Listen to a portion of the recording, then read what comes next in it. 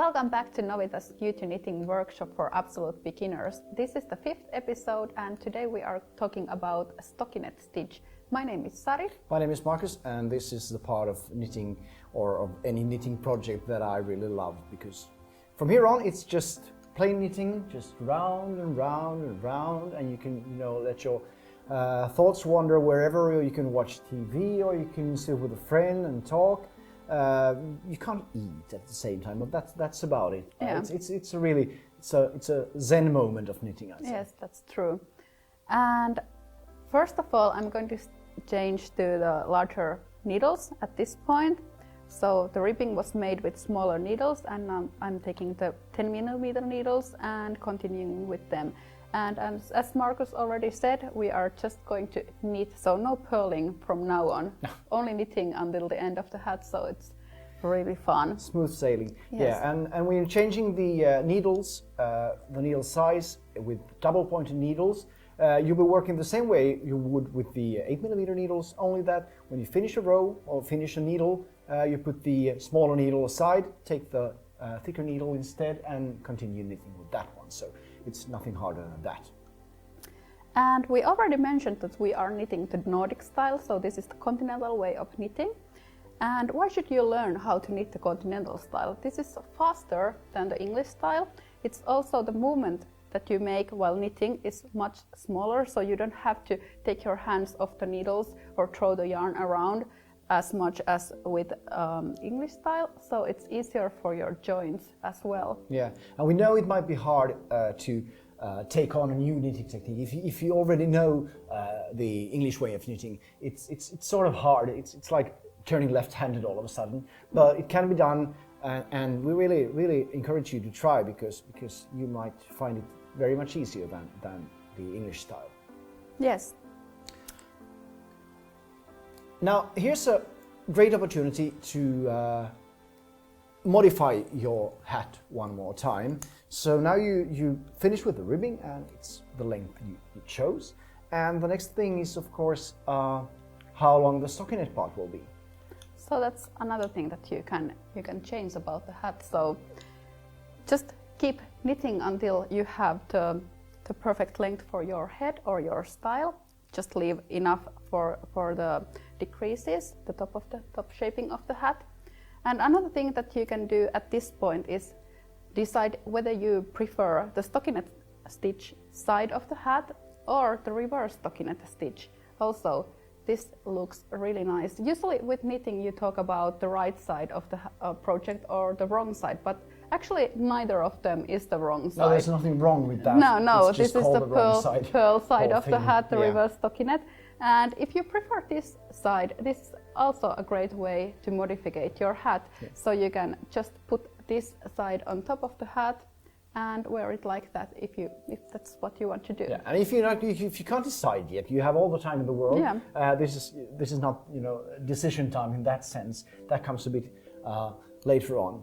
Okay, but like we said, this is smooth sailing and easy going. But at some point you will want to know how much you've knitted, and whether you should, or maybe in another project, whether you should start with a knit stitch or purl stitch. If you put your project aside and pick it up again, and at that point, at the latest, it's good to learn some basic stitch reading.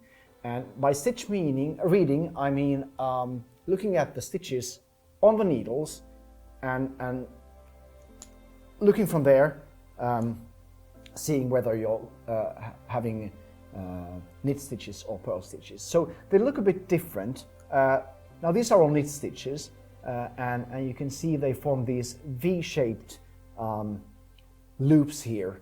So each V is a stitch, and this is the knit stitch. And if we take a look inside, you'll see there's a little yarn. What would you call this? Dash? Yeah, or Dash. like a little yarn dash going in front of the stitch from the purl side. So that's how you tell the difference. And if you're knitting something with both knit and purl stitches, you can easily count them and sort of read the knitting by looking at the stitches. So that's a useful skill. And each stitch forms their own row. So we have these little leather V's on top of each other, and each V is another round. So if you need to count how many rounds you have made already, you just count the number of these little V letters on top of each other, and that's our row or round count. Yeah. If you have a lot of rows and you don't feel like counting, or if you have a very thin yarn, you might want to use a stitch marker and put it there every say 10 rows. So that way you don't have to start over from the beginning each time you need to count your rows. So stitch marker, either one of plastic or just a yarn, a piece of yarn will do as a stitch marker.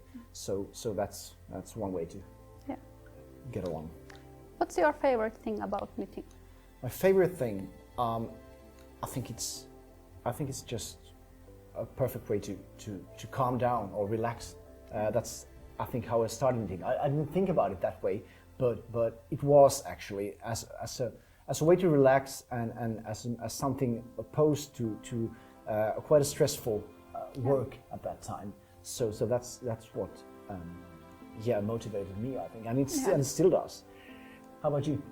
I like being creative. I like being able to design new things. Of course, I'm a designer, but come up with new things. And as we have already discussed, even with the basic skills, you can start modifying your own project. You can make longer ribbings, different kinds of ribbings, and just like that, you are also a designer. So that's something that I love about knitting. Another thing that I love is always learning something new. This is like constant learning. There's always a new technique that you can learn and a new yarn that you can use. Different yarns have different characteristics, and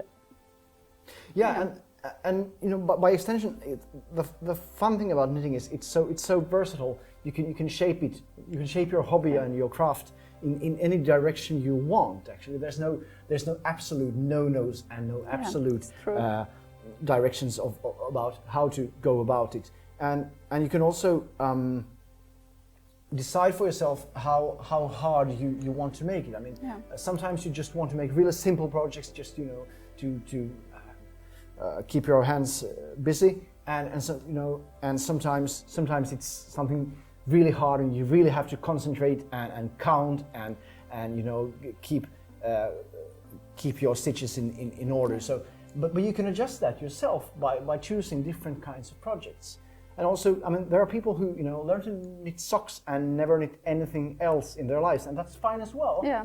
And then there are the more explorative ones that always want to learn something new and try on different techniques. But you don't have to do that either. Yeah. So that's really wonderful about knitting. It takes every knitter in a little different direction. Yeah. So it really feels like your own hobby.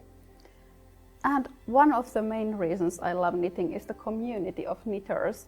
I have made a lot of really good friends and met so many wonderful people through knitting, with all knitting events and meetings and so on. So that's another aspect of knitting. Yeah, plus the online communities, of course. Yeah. There's Ravelry, that's worldwide.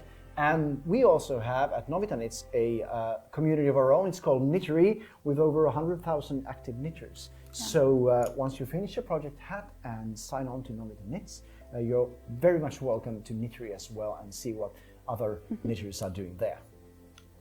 Okay, so on with the stockinette and onto the next part, where we start shaping our hat, because if you just keep going like this, we'll be making a giant tube, and we'll want to make a hat, so it needs some shaping, and that's the topic for the next episode. So next episode is about the decreases that form the hat.